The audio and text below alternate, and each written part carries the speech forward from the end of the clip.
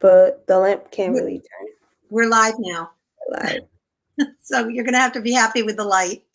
Good evening, everyone. I'm Rebecca Garland from Beautiful Day, and welcome to Journeys of Hope.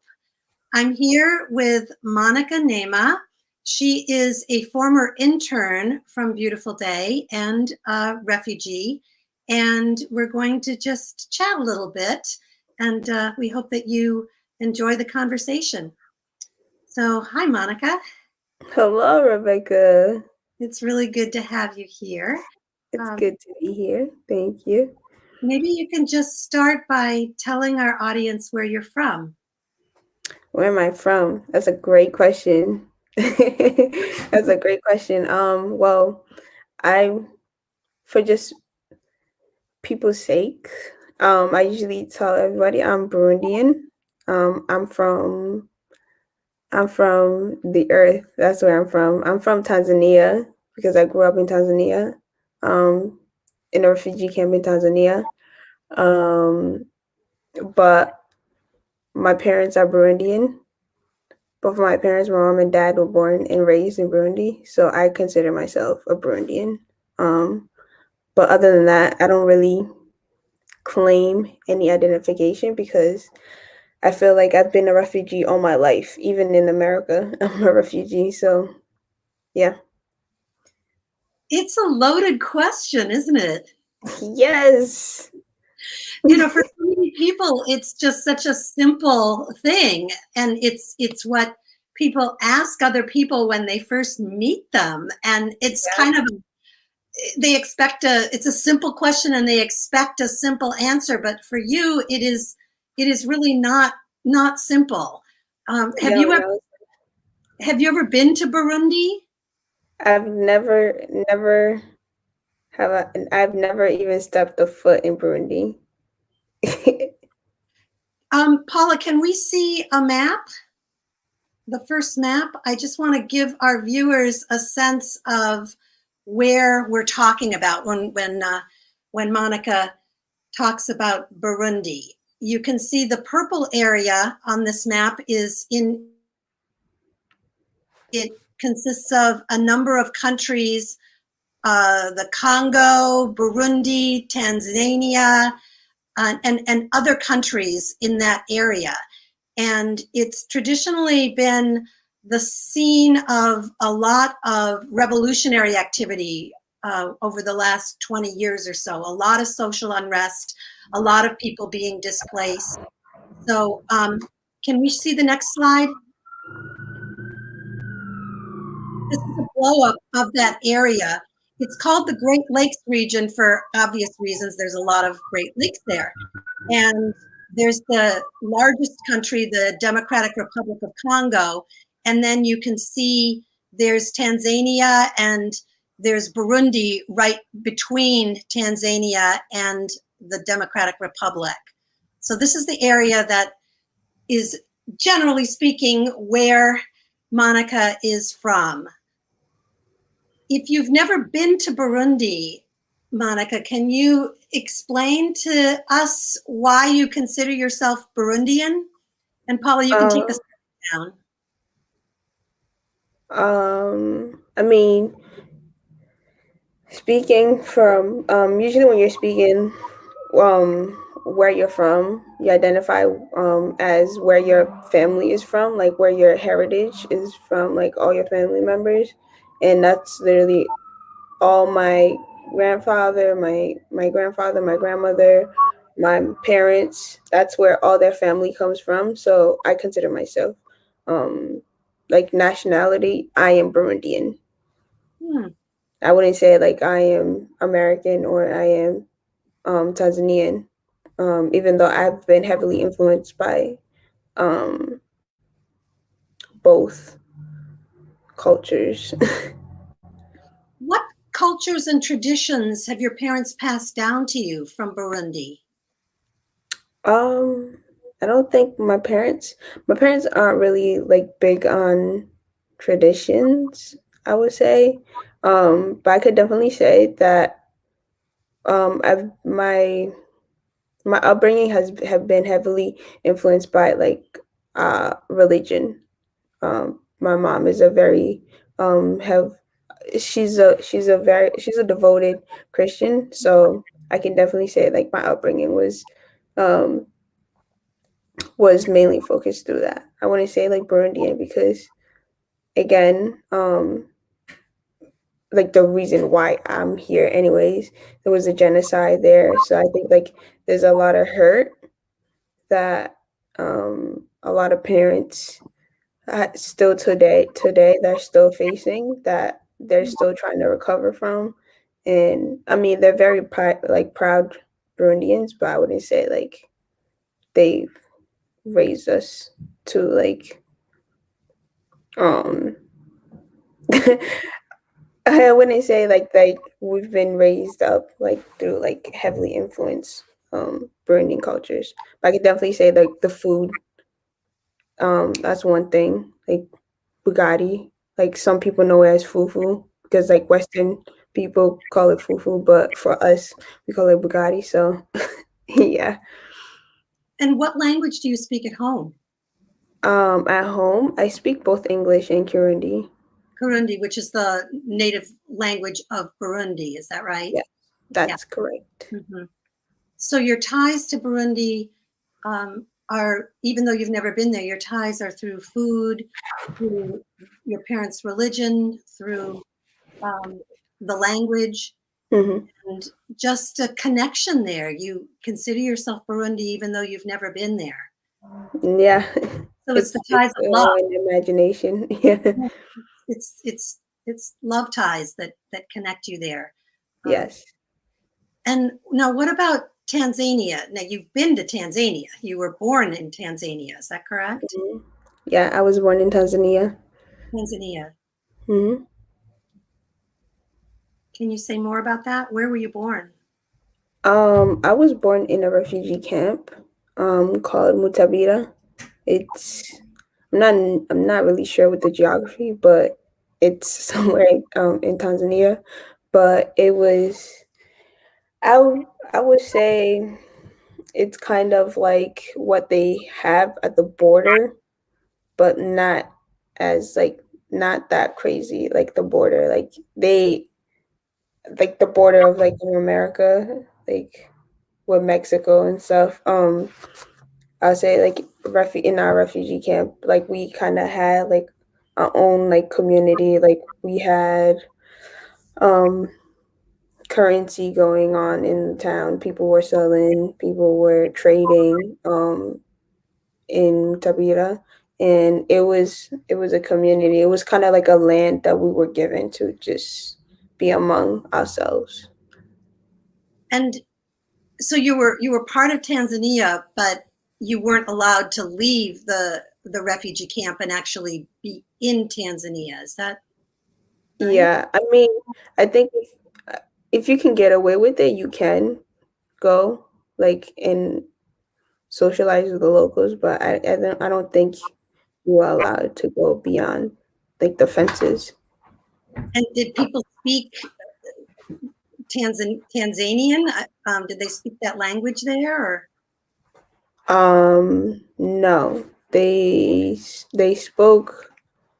I mean, people spoke both. Like most adults spoke. Well, it's not Tanzanian. It's Swahili. oh, Swahili? Um, yeah, Swahili. I mean, that's where my name originates from. It's my first name, Neema. It means grace in Swahili. Um, my parents speak it. My most of like the adults speak Swahili, but I feel like in the specific area I was living in, us kids we just spoke Kirundi. Our parents spoke Kirundi with us.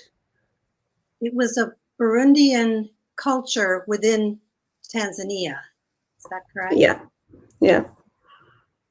So even though you've never really set foot in Tanzania, you consider yourself Tanzanian in some sense.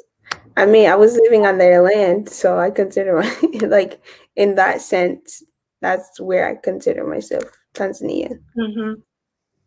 So, Because other than that, I would just consider myself a global citizen, to be honest. Yeah, this is it. It gets really complicated. You have Mhm. ties to Burundi, even though you've never been there, but you have cultural ties there, and you have physical ties to Tanzania, even though you've never actually been there physically. Mhm. So here you are in America. How old were you when you came here? I came here around like 8 or 7. I know Paula, you can pull up one of the pictures with me and my sister. I don't know if she has the picture. Yeah, so that's me, me and my sister. I think like we're here for like about a year. We didn't speak any Kirundi. All we knew how to say was yes and no. That's that's about it. Or like hello. Um, that is, I think that's around when we came, like probably like 2 years after we came. That's my older sister to my, I would say my left, and the person behind us is our Sunday school teacher. Hmm. So I came around when I was 8 years old. So I kind of had an idea of what was going on, and I still remember things. So You are you an American citizen now? yeah, I mean by paper, Uh-huh. by paper, yeah, I am a citizen. And do you consider yourself American? Mm, no, I think I've been heavily influenced by American culture, um, and I have been here longer than I've been in Tanzania and in Africa combined, but I still consider myself African. There was a TED Talk, Mhm. author Taya Selassie, who Mhm. talked about why asking people where they're from is such a loaded question. Mm. And she talked about this idea of identity as being more connected to ties of family, ties Mhm. of love, ties of culture, ties Mhm. of just physical presence than actually uh, a citizenship or a piece of paper or an identity. And I understand that, as an American, percent of this country I have never been to. And the Mhm. places that I identify as being really part of me are very few. So Mhm. this idea of having a local identity as opposed to a national identity has Mhm. power to it. Can you tell me your thoughts on that? I know you saw that video. What did that Yeah. what was your response to that?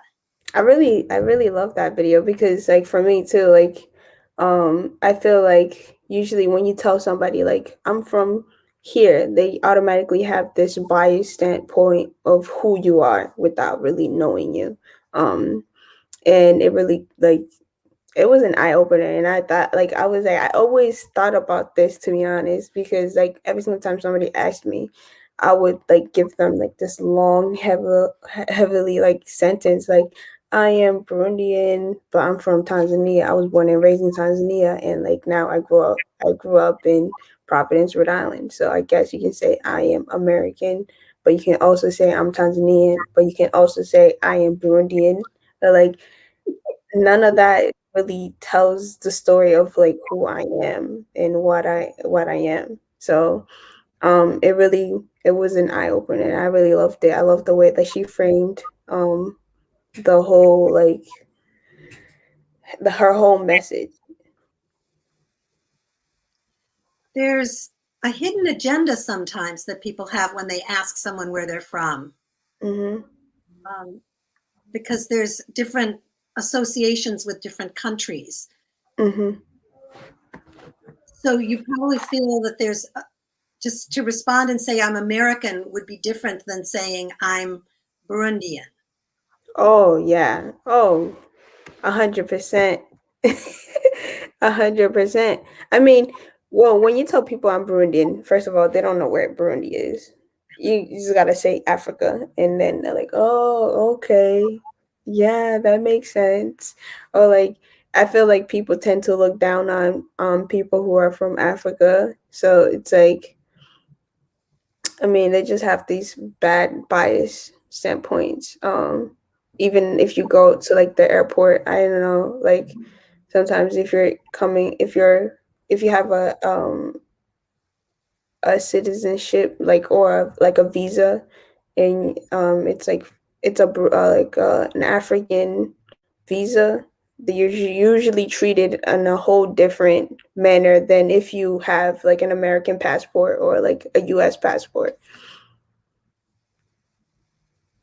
So this idea of being local Hmm. is one way of speaking truth to power, so to speak, because there's Yeah. power dynamics involved around identifying yourself as a national. Yes.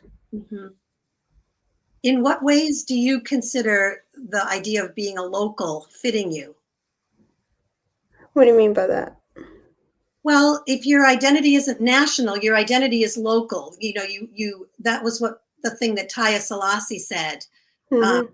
that she identifies because she is very similar in just having multiple countries that she has personal connections to, and Hmm. she prefers to think of it in terms of identifying as a local, Hmm. identifying as being from Providence, or identifying Hmm. being, you know, from places where you've actually been and have Hmm. memories and connections to. Hmm.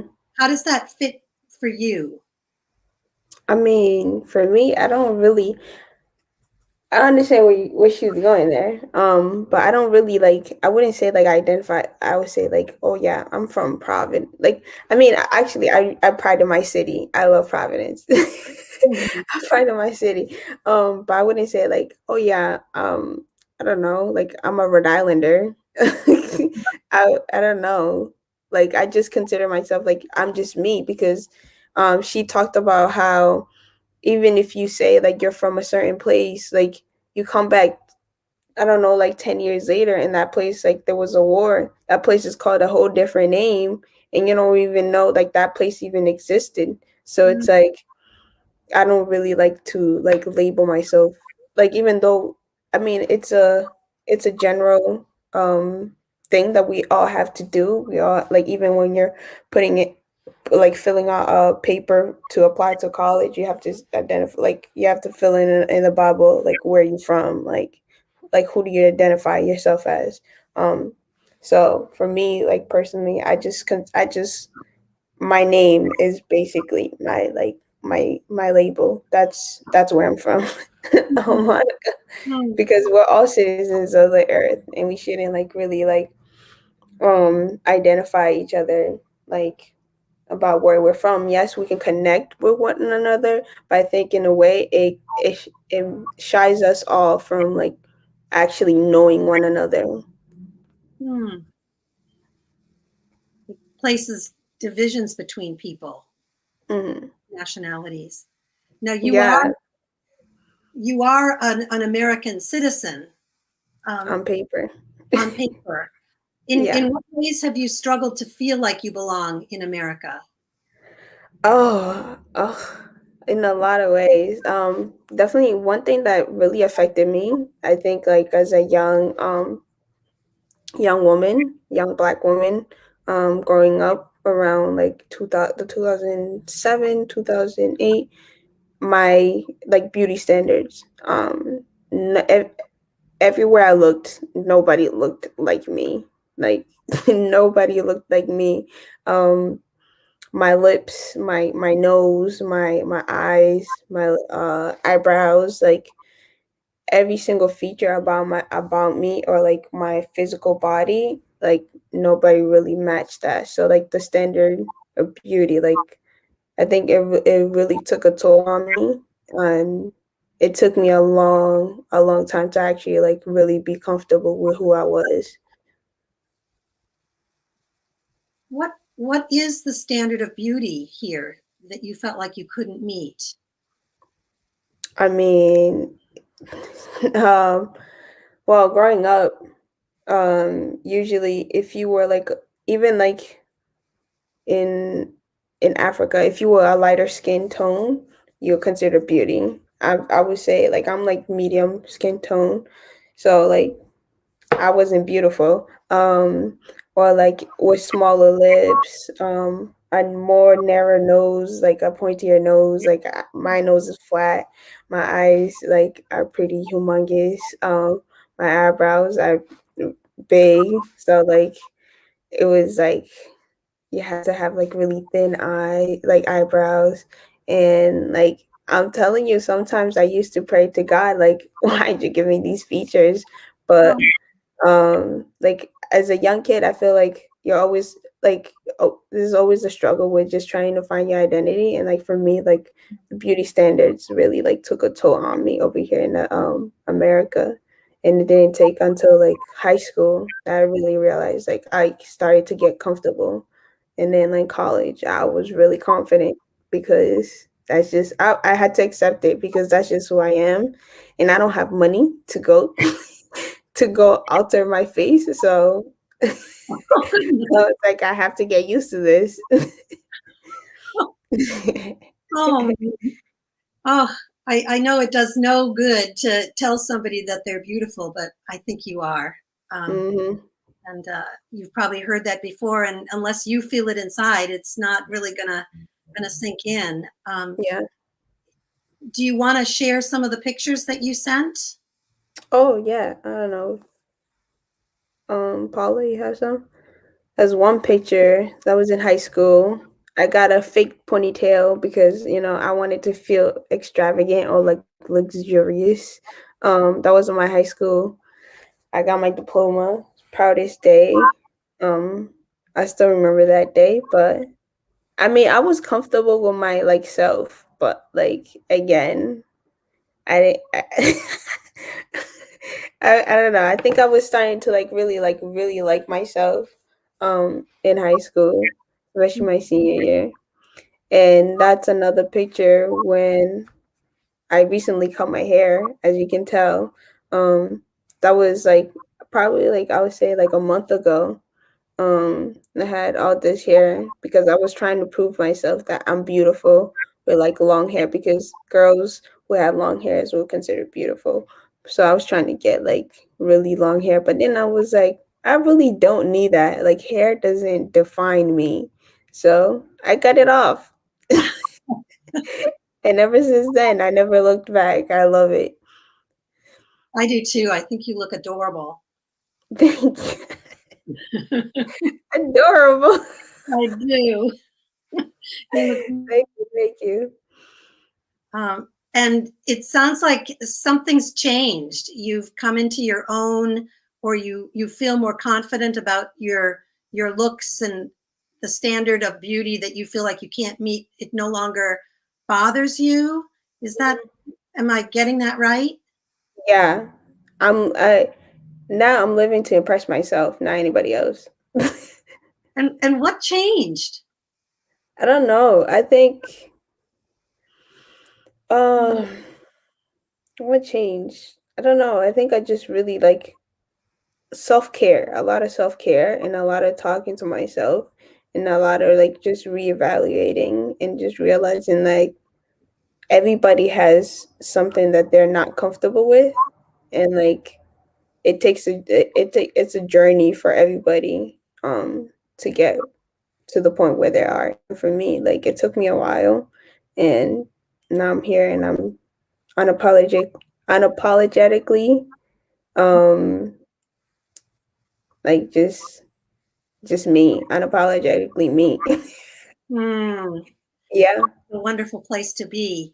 I have one final question before we leave, and that is, what message do you have for other young women of color who have come to this country as refugees and maybe feeling what you felt? um